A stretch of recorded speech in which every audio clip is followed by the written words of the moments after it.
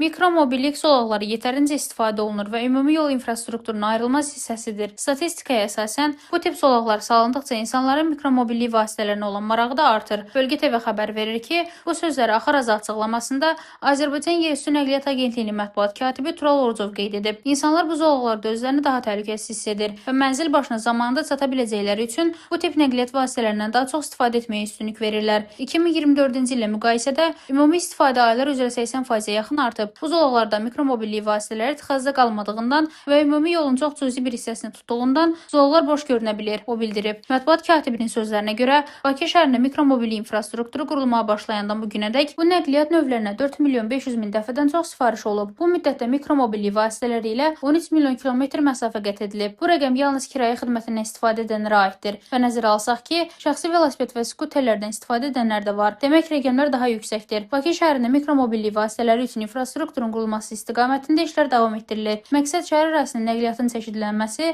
alternativ nəqliyyat növləri üçün infrastrukturun qurularaq insanlara xüsusilə yaxın məsafələr səfərlər zamanı bu növ nəqliyyat vasitələrindən istifadəyə şərait yaradılmasıdır. Orucov vurğulayıb ki, bu zolaqlar salındıqda avtomobillər üçün ayrılmış zolaqların sayı və yolun buraxılıcılıq qabiliyyəti azaldılmır. Qeyd edək ki, bir neçə gün öncə Milli Məclisin İnsan Hüquqları Komitəsinin iclasında deputat Hikmət Babaoğlu yeni velosiped zolaqlarının salınması ilə yolların daraldığını və bu zolaqların mütəmadi istifadə olunmadığını iddia etmişdi. Rəna Rövşənqızı, Bölgə TV.